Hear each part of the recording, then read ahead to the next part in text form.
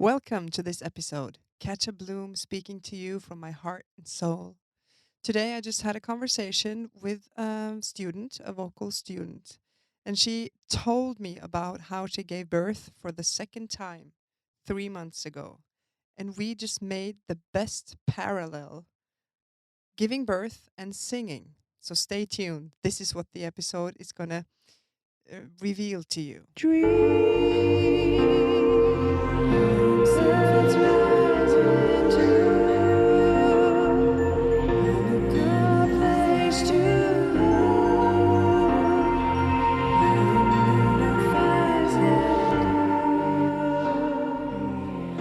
Welcome. You're listening to Catch a Bloom. It's a space for conversations about life, voice, and becoming.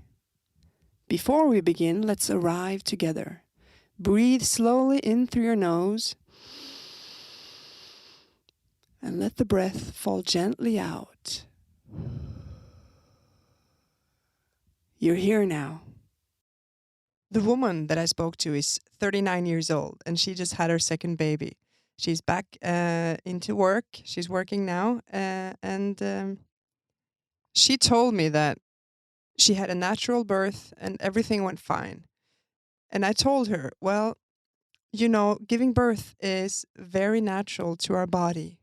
And if we don't resist anything around the fear of giving birth, or if we don't listen to the thoughts of worry, wondering if our baby is going to be okay, if our bodies are going to be okay, and so on and so forth, we have a choice, most of us, and we can focus on the naturality of birth and the situation.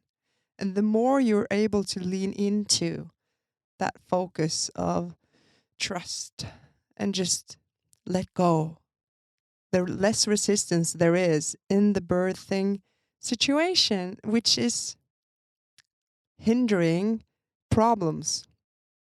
Most women who lean into the focus on trust and feeling that it's all natural and let their body do the work and just let the baby do what's needed.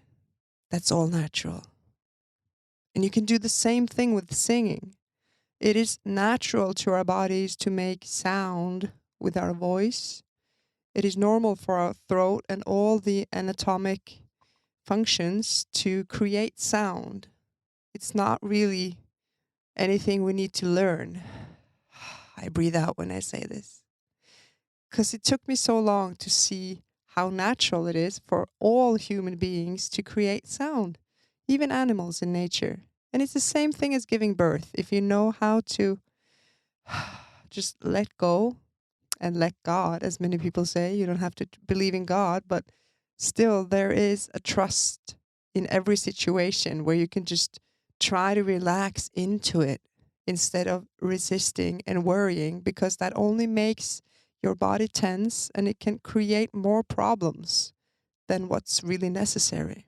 So when you sing, you can also feel how natural it is for you to make a tone, to hum to a melody, and the feeling that it gives you when you close your mouth on a closed M for milk, for instance, and you just let your voice create the soothing sound in your throat.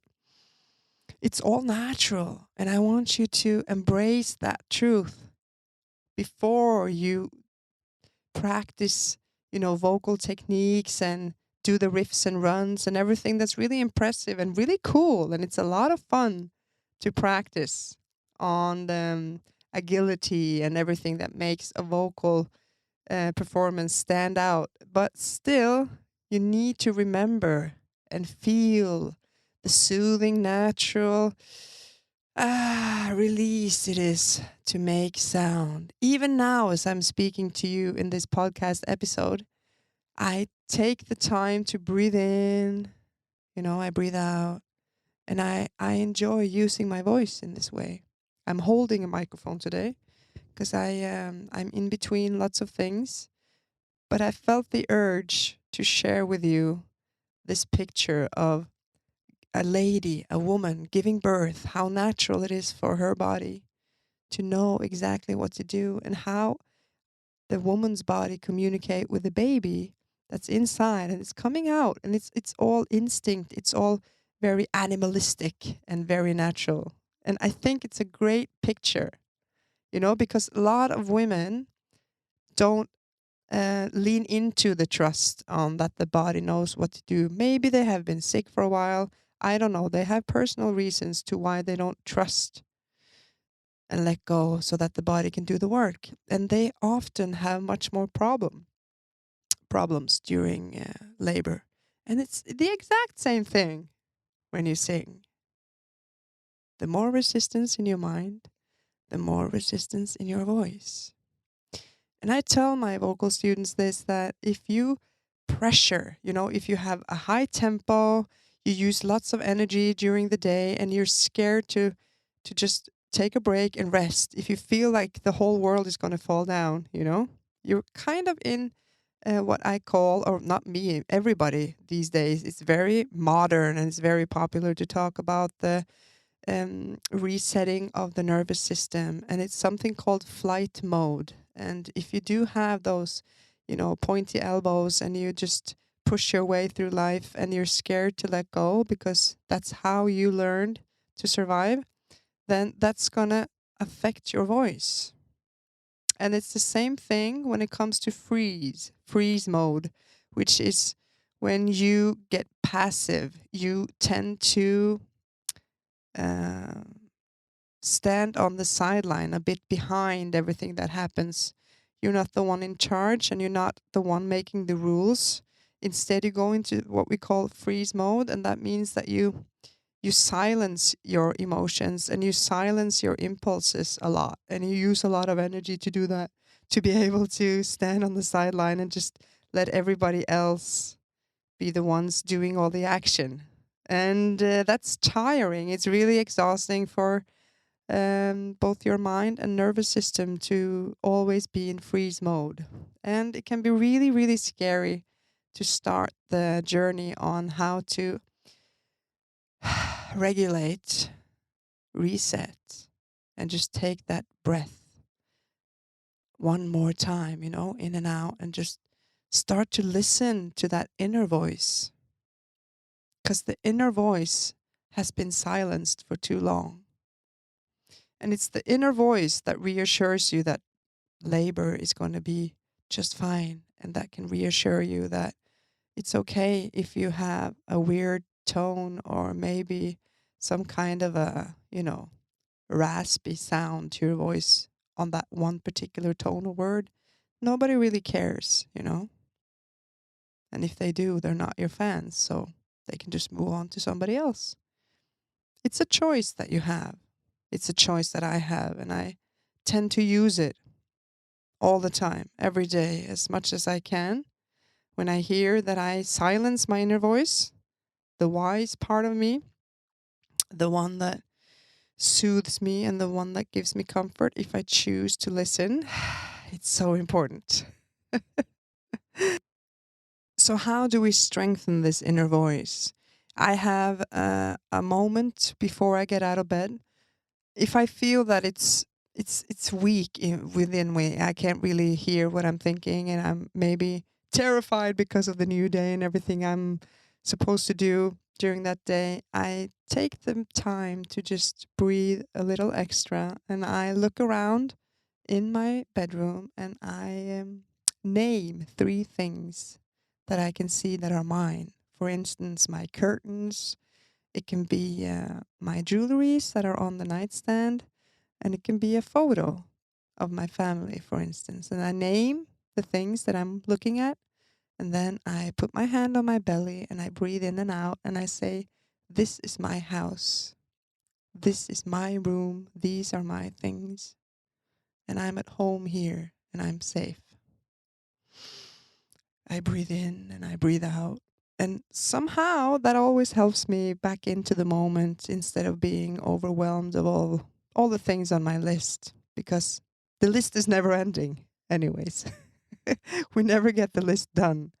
And it's another process you can do as well, and that is, if your list is really, really long, some days the lists are just, it's just not possible to do everything. And then you can have a piece of paper and you can divide the paper in two with a line in the middle. And then you can write things I intend to do today.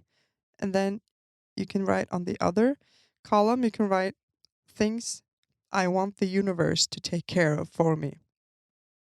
Everything that's urgent, you put on the side, the column, things I intend to do. Only write the things you know that you will do, like go to the bathroom, whatever job, or things you have to do, pick up your kids, or, all the things that you need to do. You know you'll do it. Write those down. Just empty those out of your head.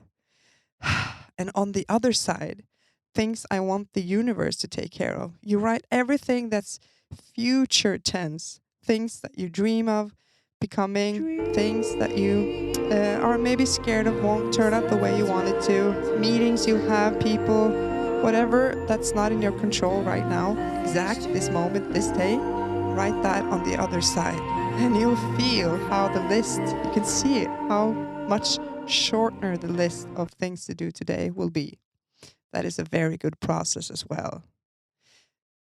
The last type of stress reaction in the nervous system is called fawn. Fawn. Fawn. And that is when you have been learned or taught that the best way to survive when you grew up was to make yourself smaller so that others could take up space. And that is a little bit different from freeze, because freeze is more a passive mode. Like you don't feel your emotions. You can kind of disconnect to your own body and mind. While when you fawn, you have more of the personality shown to other people, but you just tend to pretend that you're not feeling the things. You're more connected to your own emotions and mind, but you don't share it with the world. You keep it mostly to yourself. And people who are often in fawn, I have been myself, I tend to disappear in my own grind of thoughts, less and less as the years pass by. But I could just be completely gone in thoughts keeping coming up. They just came up, they came up in like an ever-going circle of worry and wonder, because I thought that I had to be alone with my questions and how I perceive the world. So I just got used to it, which can also be very exhausting. It's not to recommend to be either in fight, freeze, or fawn. And what do you do? Well, I just gave you two processes. The one when you wake up and you just make sure that you're here and now in the moment by naming three things in the room. Yeah, you can just rewind and hear the process that I said. And then you have the one where you make the list. So you make sure that you're not overwhelmed by everything that you desire every single day, because we never actually, well, get it done, do we, this life? So we just need to take one step at a time, one day at a time. Those are my best advice for this episode. I don't want to talk too long. I don't want to take up too much time from you. I hope this is useful. To me, it really has been. And I have so many more things to talk about, but I'll do that in the next episode and the next episode and the next episode. So thank you so much for listening. I really appreciate it. And if you find anything useful, please share and comment this episode. I can read all of them. Until next time, I wish you all the best.